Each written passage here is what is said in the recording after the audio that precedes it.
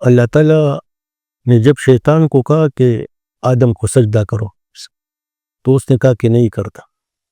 اللہ تعالیٰ کو پتہ تھا کہ کیوں نہیں کرتا، لیکن اس کو صفائی کا موقع دیا. قرآن مجید میں ان سے پوچھا کہ آپ بتاؤ آپ کیوں سجدہ کرنا نہیں چاہتے.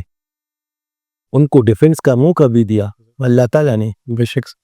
تو شیطان نے پھر جواب دیا کہ میں اس سے اچھا ہوں، میں اس سے عالم فاضل. بالکل یہ حقیقت. ٹھیک ہے نا. تو اس کو صفائی کا موقع دیا، اس کے بعد اس کو سزا دی. بالکل سر. رسول اللہ صلی اللہ علیہ وسلم کی بہت سے ایسے مثالیں کہ ایون ایک عورت کے خلاف زنا کا مقدمہ تھا، الزام تھا، اور رسول اللہ صلی اللہ علیہ وسلم کے سامنے پیش کی گئی.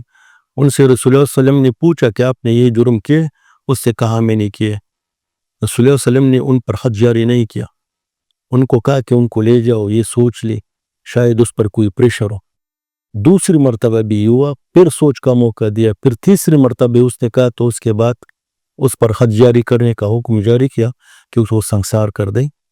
پھر جب یہ ایگزیکیوٹ ہو گئی تو پھر جب وہ لوگ آ گئے صحابہ کرام، رسول اللہ صلی اللہ علیہ وسلم نے پوچھا کہ اس نے کوئی مزاحمت کی تھی؟ ایک صحابی نے کہا کہ ہاں اس نے ہاتھ اٹھا کر پتھر روکا تھا. رسول اللہ صلی اللہ علیہ وسلم بہت خفا ہو گئے. اس نے کہا کہ شاید اس کے دل میں اپنے ڈیفنس صفائی کے لیے کچھ تھا، آپ لوگوں نے کیوں موقع نہیں دیا؟ آپ کو حد اس ٹائم روکنا چاہیے تھا. اسلام سے ہٹ کر ہمارے ضابطہ فوجداری نے، ہمارے وزارت پاکستان نے اور پھر آئین نے صفائی کا موقع دیا.